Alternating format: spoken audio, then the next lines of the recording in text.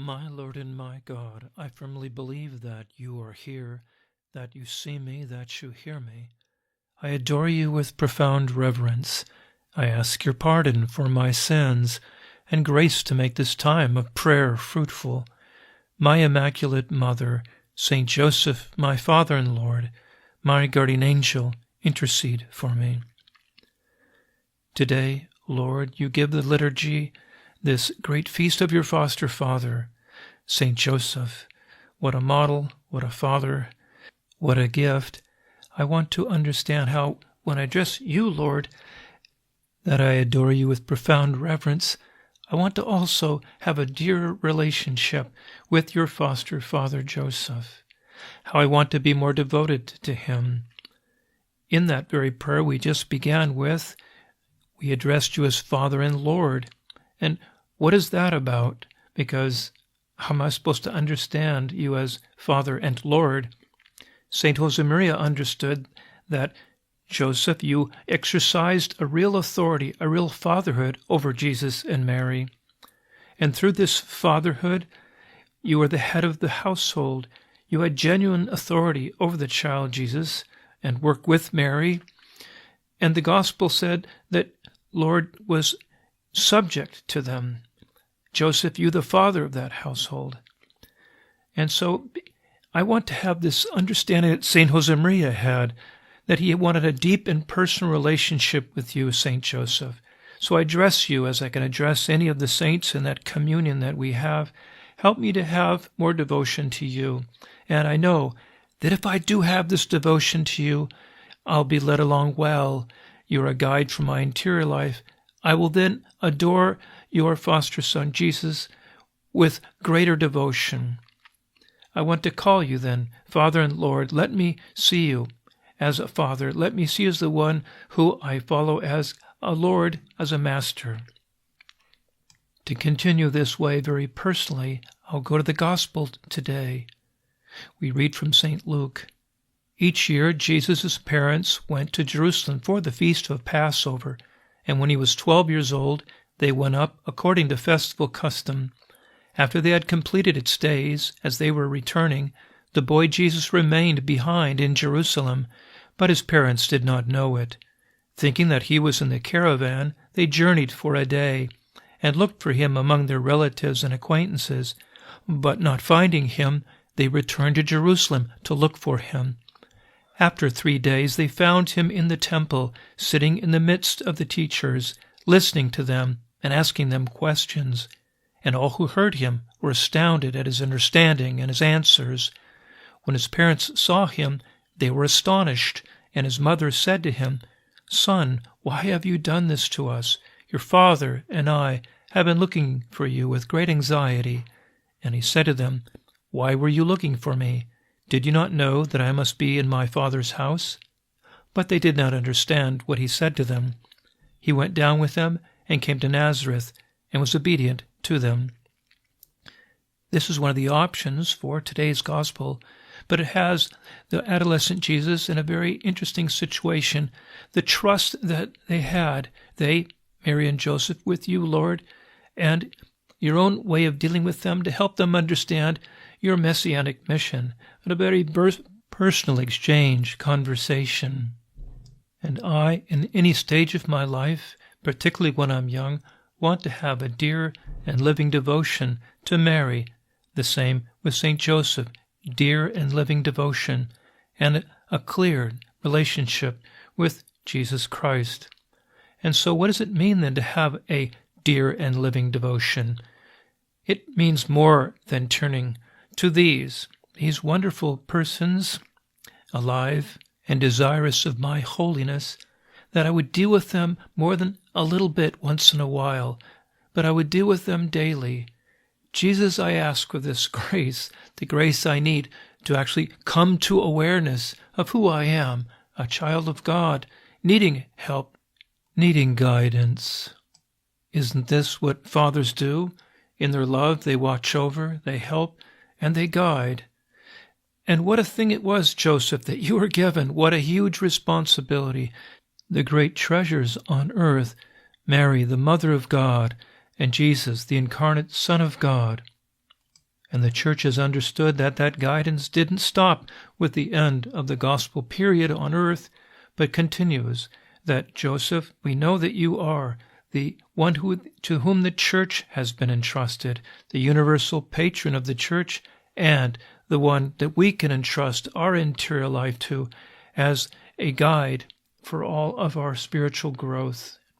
Joseph, you never spoke a single word in the Gospels that we have recorded, but your actions, Joseph, reveal you to be a man of extraordinary virtue. You hidden, yet faithful, unsung. And for us as older and very much so as younger people, this is a very countercultural model. Isn't it true how holiness grows not through spectacular gestures, but through humble fidelity in ordinary life, studying well, keeping commitments, serving others without recognition, and doing the right thing when no one's watching? Joseph, how you can help me, because most of that silent and hidden life that you had in the Holy Family, guiding Mary and Joseph, was in those hidden years where we don't know much about, that silent time where so much was done for us to imitate, this hidden life of sanctity. Joseph, may I ask you daily for help to do that quiet work of holiness. And then you also, though, faced some very extraordinary circumstances. You had courage and trust that the Lord was guiding you, and He did through these dreams and through ordinary grace. You faced the most disoriented circumstances we can imagine. How were you to take the mysterious pregnancy of your wife Mary? How were you to understand the plan of fleeing into Egypt in such uncertain and dangerous circumstances, and how to live there in a foreign land, but how to live each day all of these challenges with prompt and trusting obedience? As a young person especially, the years of formation and study, these have their great challenges, and I do need courage and trust in God's plan. Joseph, intercede for me and help me when I cry out to you in these moments where I'm not sure how things are unfolding, to stay in trust, following the plan of God for me and for those that I help. And I have challenges, Joseph, in my relationships to live them well, with dignity, with purity. Joseph, you lived as the honored and chaste spouse of the Virgin Mary. You, Joseph, modeled a love that is strong, protective, and deeply respectful. And I, especially as a young student, navigating all the friendships and relationships I have to carry out, may I be devoted to you as a steady anchor, one that can encourage my purity, my self-mastery, my genuine reverence for the dignity of others, and my way to begin again when I have not struggled well. Also, I ask you that search for that jewel of my life, my vocation, and your care that will help me live it out once I find it. Joseph, you discerned this vocation, helped with dreams and grace, but you embraced it fully and lived it in radical fidelity. You are this patron, a natural one, of vocational discernment. When I, as a young person, am wrestling with questions of career, of marriage, whether it's priesthood, consecrated life, or simply following this path of sanctity in the middle of the world, help me to find the answers to those questions that come to me. You model living God's plan, even when it's unexpected, and your help is trustworthy. Joseph, yes, help me to find practical ways to live this devotion to you, making it come alive. Help me to pray to you daily, speaking to you conversationally, not just going to you only when I have got some kind of crisis.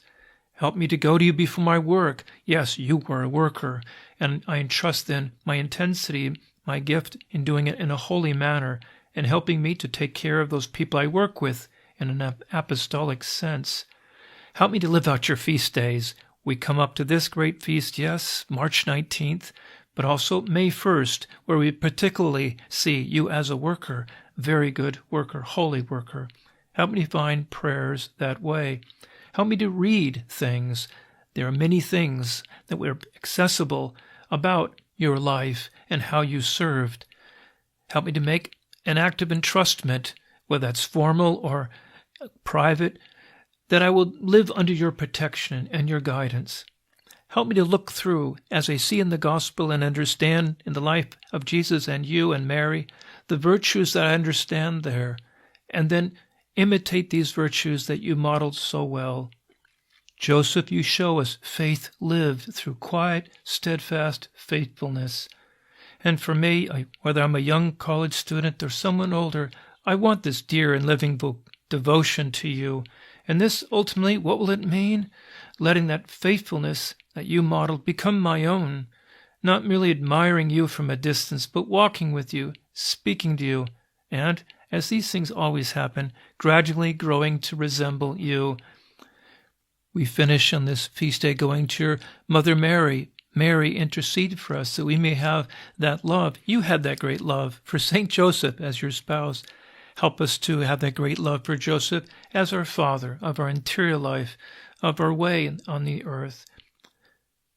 I thank you, my God, for the good resolutions, affections, inspirations that you have communicated to me in this meditation.